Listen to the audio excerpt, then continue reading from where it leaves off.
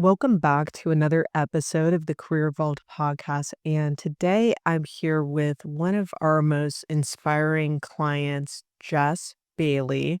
And, he's been, when I think about Career Evolve, one of my missions is to raise the consciousness of corporate America leaders. And just has gone really deep with this transformation of his mindfulness, his awareness as a leader, his consciousness, and just the way he thinks, not only about his career, but his identity as a leader. It's really top tier, so I wanted to bring him to the podcast to share his journey, share his perspective as a product leader at Ford. You're in one of the top brands, you're achieving some phenomenal things, you've built companies, you own properties, I mean, you're doing a lot, so I'd love to have you on and share your insight. Thanks for joining. Thank you. I'm honored to be here, Olivia. Thank you. You built me up bigger than I feel I am, but thank you for the kind introduction, and I'm very honored and excited to be here today. And that's the humility, right? That's so rare in the executive world. So we bring you to the table to share, like, you've been through a lot the last year. Earlier this year, you came through the Career Evolved method. Could you share a little bit about kind of what was the big transition you were going through when we met and what were you having to navigate at that time? Yeah. So to set the stage, I'm a design manager at Ford. I have a Bachelor of Fine Arts degree in industrial design, and so what that really means is I have training in designing physical products, consumer products. It just so happens that the consumer products I buy are or that I design are quite large, like automobiles. I've also spent time in the bicycle industry. I think if it has wheels, I've tended to land in those kinds of industries and designing those kinds of products. So, um, yeah, where I was at when we met and I joined the program, I had just been fired from a startup. It was an automotive EV startup here in Detroit, Michigan.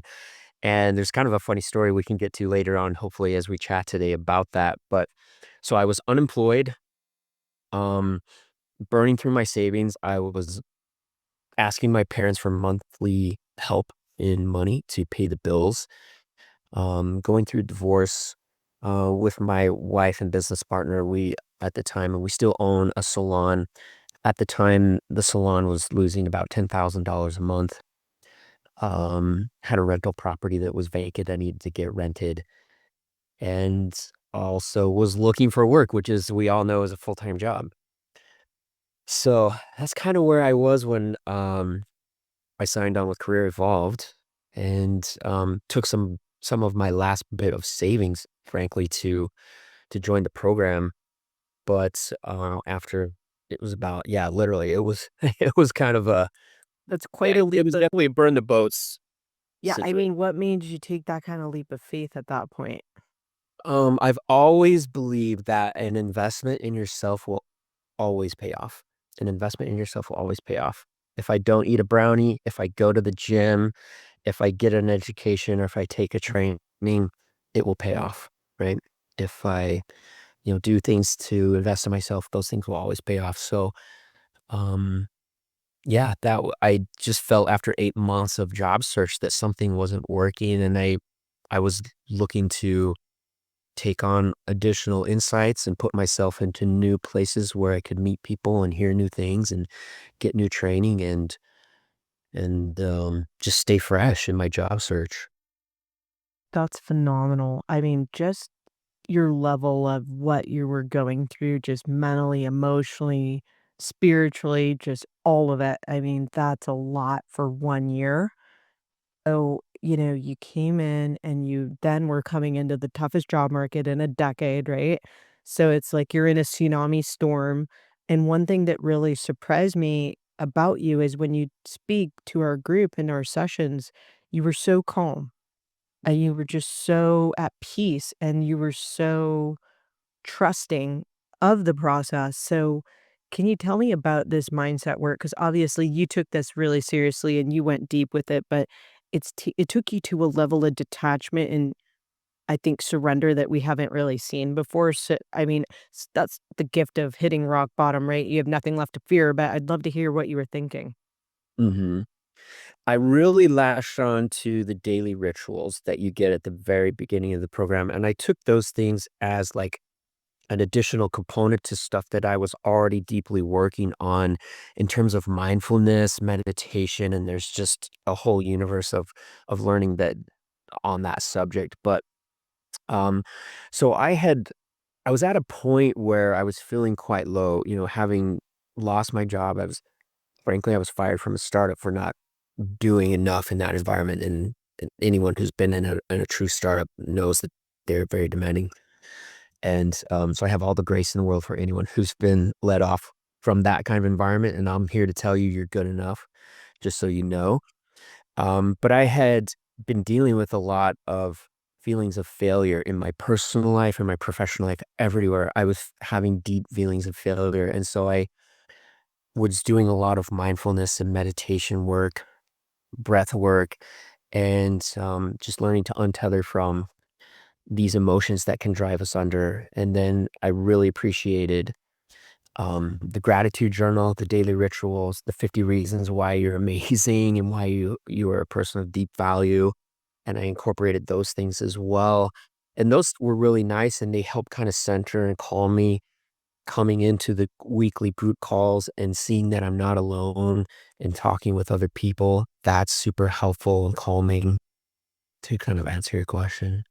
Absolutely. So I know, like, coming into this job market, getting exposure, visibility, it's not easy, right? Because at your level, you've got to get attention of these executives. And so for you, knowing you were stressed to get a job, you needed it yesterday. Yeah. You can't really show up that way to influence executives, No. right? They No. can't feel that energy from you. So how did, Mhm. because at the beginning, it wasn't easy to get traction, right? I'm sure it was a process because you don't have to market yourself every day. What did you experience through that process? I'll touch on what you said just a moment ago, and it brought up the word of neediness. And as you go into conversations with, whether it's, your partners and your advocates or phone screeners or interviewing with the hiring manager, whatever it may be, you likely that you're in a position of deep need. At least I was, and I know I'm not alone in living those kinds of experiences. And the trick is that is exactly how you can't show up into conversations, is in this state of I'm lacking, I'm needing. And so I don't know if I'm answering your question, but it is something that we have to face. Maybe I'll pause there and just make sure I understood your question correctly. Yeah, just being able to create interest and demand and build these connections. I mean, we all know nobody's really getting jobs off job boards and not in 2025, not in 2026. It's just a saturated market. There's been a million people laid off this year. So it's like the market's crazy right now. And you had to not only come into it and make it happen, but while you were going through all that personal stuff too. So how did you stay poised to even one, get the attention, two, actually create interest, right? Yeah, stay busy. Stay busy with your daily rituals. Do them in the morning. If you're into mindfulness and kind of like yoga and meditation, that is also so helpful to It is. help you face your feelings of fear or lack or anger or loss and stay active in the community, whether it's the CE community, which obviously just turns you on to your personal network, and then it teaches you how to grow your network and find career promoters and things like that.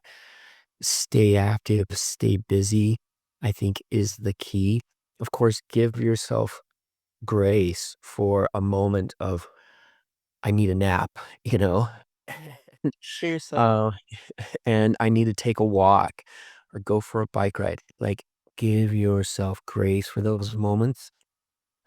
But then, like, for those who had kids during the Finding Nemo era, just keep swimming. Just keep swimming, and just keep going. Keep your, even if you're going slow, just keep going. There's a great book that I love, written by Ryan Holiday. He's kind of becoming a popular author, and it's called The Obstacle is the Way. I've read that book like 5 times. And it teaches you how to frame every obstacle that comes into your life as the path you have to walk to go down. That the obstacle becomes the way you have to go forward. And you might blow it up, you might go over it, might go around it, you might go underneath it, you might chip away at it tiny, tiny bit each day.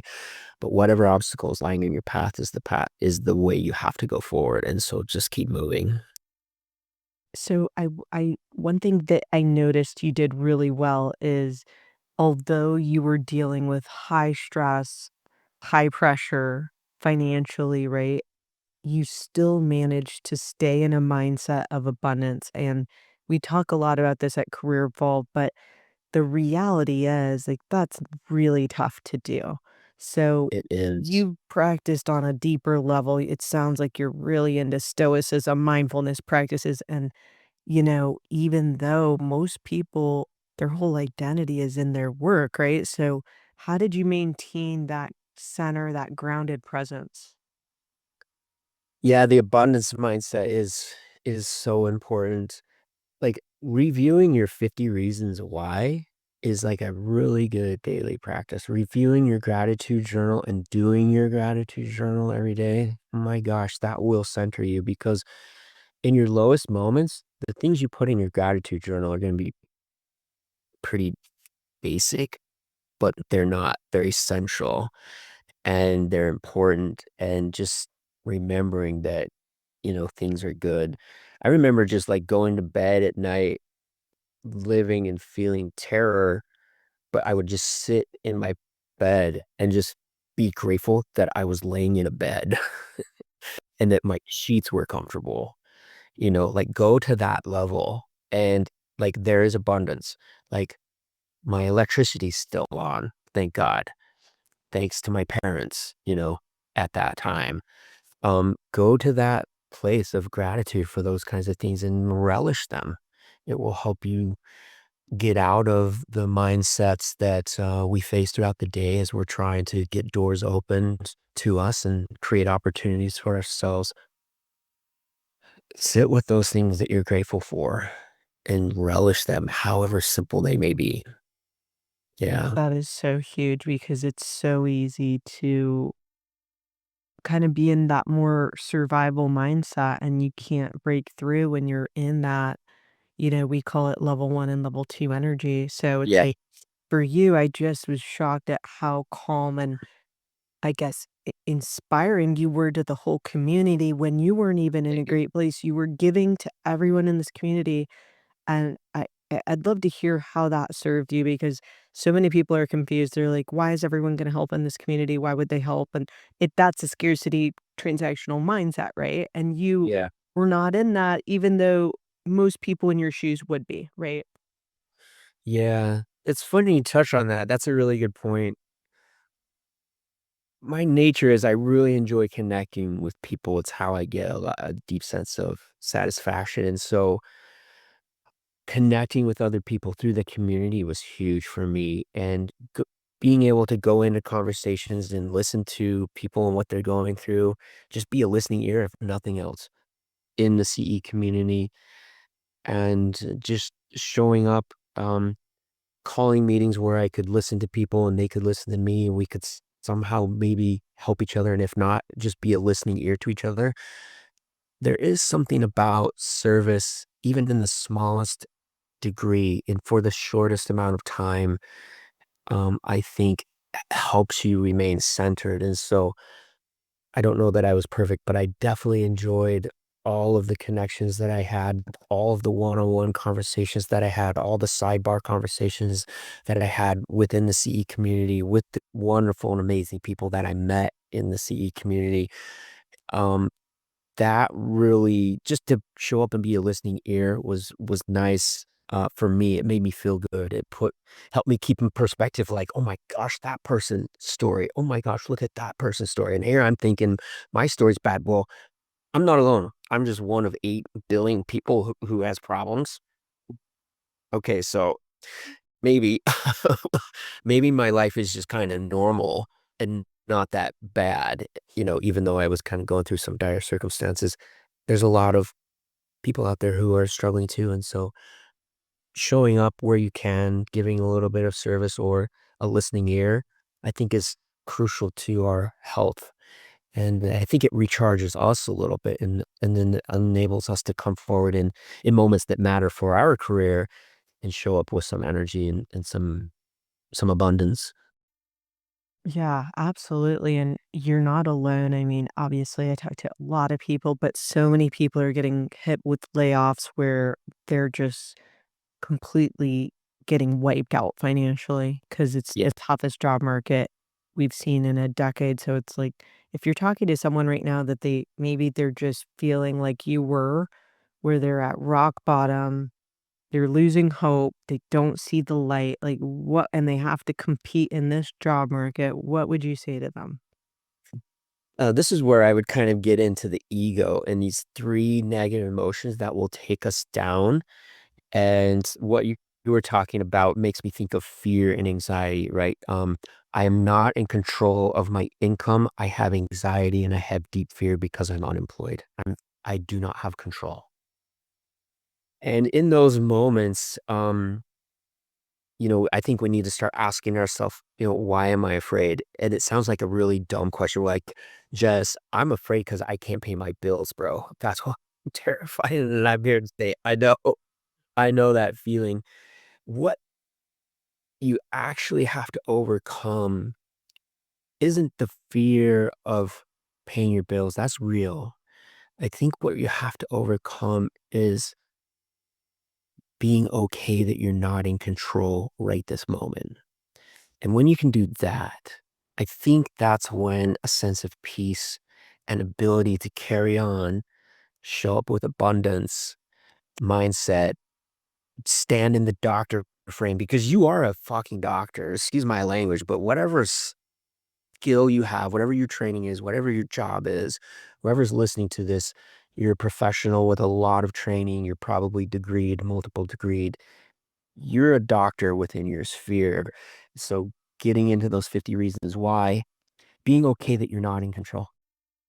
I'm okay that I'm not in control, or I feel that I'm not in control of my income because I'm a doctor. I know how to do this and this and this and this and 46 other things, right? So I'm going to be okay.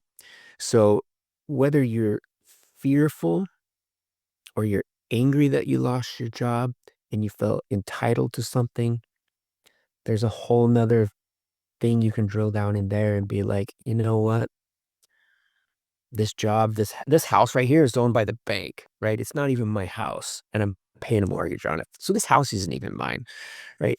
So you have to really think about your entitlements. If you're channeling anger, what is really yours? Think about that. And what is really yours that cannot be taken with you is all your 50 reasons why and everything that you're grateful for and your ability to go, you know what? Something was taken from me, but that's okay. I'm a doctor and I know how to do all these things. I know how to fix all these things and I have this much value. So I'm going to be okay. And if you're experiencing sadness and that you feel that you're lacking and you've lost something, no, you're a doctor. You've got these skills, these abilities, this experience, this know-how, this ability. So then that's where the domino starts flipping in my mind. And that's where I start to stand in confidence, even though if I allow it, I've got a friend called fear and a friend called anger and a friend called sadness. And they're sitting right here next to me, but I've cozied them all up to me. And I'm okay that they're all here because I know that I'm good enough. I know that I'm okay because I've got all these things. And those are the things that can't be taken from me. And that's where the pendulum swings, the domino tips. You start standing in conversations with calmness, executive presence. You stand with executive presence even when you're not an executive because you're unemployed. Um, that's when those switches start happening. That's when you start interviewing well. That's when you start getting more career promoters. People start responding to you. I think it's all about that inward examination of your ego and being okay that you're afraid, being okay that you're angry, being okay that you're sad. And those are just your little buddies. They're just your little companions along for the ride in this journey. acknowledge them, let them go, get back to what's amazing about yourself, and and then just keep swimming each day. Sorry, that was a little long-winded. No, this is perfect because I think so many people think that the moment they're unemployed, their value goes out the window, right? And it's like, Mhm.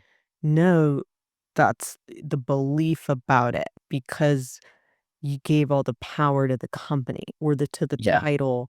And what we work through is owning the value is in you, right? And yeah, that's when you're really in your power and you can command your value. But so many people don't have their power, they've lost it. yeah, yeah. Oh, can I tell you a funny story on this right here? So, I was working at an EV startup here in Detroit backed by Jeff Bezos. It's been in the news if you follow kind of the automobile industry and stuff like that. And I was fired because according to, the vice president of design, I wasn't doing good enough at 5 completely different jobs, and that's the nature of a startup, like ground up blank slate startup. Um, so fast forward like, I don't know, not even a year. I'm at Ford now. I've got this new job. I open my I open my laptop Monday morning and there's an email about, "Hey, there's a new executive of design here at Ford and his name's da da da." And I look and I'm like, "Oh my God, Olivia, this is the guy who just fired me from my last job and now he's my executive again." Like, WTF. Why is life doing this to me? I cannot tell you the fear that shot through me again. Like, am I gonna lose my job again? Like, what is going on? Like, it's just crazy. This can't be happening, right? I'm only a couple months in this new job and he's my boss again. Like, bonkers. So I had to kind of just like, whoa, all right. Fear just landed in my lap again. And fear is directed to a sense of control. And so I had to kind of just call a big timeout and say, yep, okay, Jess, acknowledge what you're feeling. You're feeling fear. Fear is related to control. I feel like I'm suddenly no longer in control of my career. I feel like I could lose my job again. This guy just fired me once. And so this was a tough place to go to. And so I just kind of went back through everything and I said, how am I going to show up? I want to show up like that never happened. I just went to work on the day I knew he was gonna be in office, and I said, "Here's how I wanna show up. I wanna show up like that never even happened, like he was never my boss, he never fired me. I wanna show up knowing that I'm really cuss word good at all these things because I am, and I wanna show up with abundance and stillness and calm." I came out of the elevator, turned the corner, there he is. I say to him, I call it his name. I say it loud. His name's not Jim, but I'm like, "Jim, what are you doing here?" And I walk up to him, happy to see him, happy to see him. I said, "Hey, welcome. I'm glad you're here. We should grab lunch, coffee." And my energy literally transferred to him. My energy went into him. I could see his face light up. And he's like, "Hey, man, it's good to see you. Yeah, good to see you." And I've since presented to him in meetings directly. I see him in the hallway all the time. He reaches out, he gives me a fist bump as we're walking, this way down the hallway to each other. I think that moment was crucial. That was a defining moment, however small, however large it might be, that the moment I saw him at Ford to show up with abundance, to show up in my dark brain, to show up with that confidence. And I could have easily been wrecked, Olivia, and fearful. Easily. Absolutely. In fact, if I think about it too much, I can go to a place of fear. We all can. We can go to a place of anger if we want to. We can go to a place of sadness if we really think about it too much. And I just decided based on everything that I learned, no way, dude. No way. I know too So much. I'm I good enough. it's like the stronger belief always wins, and you chose to control Yeah. the direction of that narrative, and in that moment, you seized it, right? And so that is a really powerful story, how you changed the narrative in your mind, and then it changed your behavior. So it's like, if you couldn't pause and redirect, And if you didn't have the awareness, the old Jess would have probably just shrunk or hid, right? Easily. Yeah, That's powerful. yeah. It's funny how life's gonna keep knocking on your door. It's just gonna keep knocking on your door, friend. It's life is gonna humble all of us, right? It will, Yeah. or you either evolve or the market will force you to, life will force you to. So as you're thinking, like, as we wrap up here, how do you keep this evolution journey going for you? And is this now your new lifestyle? Is this your mindset? Is this part of your way of being? It is, and in the days where you have a small success, I think the most important thing to do is not get comfortable and not give up on going to the gym, I'll call it, right? The mindfulness gym, the daily ritual gym, um, and just yeah, it's once you have, like, a small turning point in your life where not that you got the job, the turning point was actually that you overcame a sense that you weren't good enough. When you flip that switch because you are good enough, you just have to spend a little time thinking about it. I think you just kind of get into a perpetual state where you can become your own good flywheel and you just do maintenance daily, best practices, work hard, stay humble, look to genuinely connect with and help other people, serve other people. It could be your coworkers, could be your boss, could be someone underneath you, your direct reports. I think if you're kind of covering those bases, you're in a really good place, even if life knocks on your door again. Well, I'll just tell you, like, I think you're a prime example of the mantra, change your energy, change your life, right? Because you've just totally flipped it, total 180. You're on a whole new trajectory. You're looking stronger than ever. So just seriously, kudos to you. I can't even imagine where you're gonna be in a year, but congratulations. And we appreciate your time and thank you for the vulnerability and all the insight. Absolutely. However I can help, and the community's open to contact me through LinkedIn and whatnot. Just say, hey, I'm in CE, so I'll know. And happy to take a phone call and help whoever I can. I'd love to. So much, Like, Jess. I appreciate that.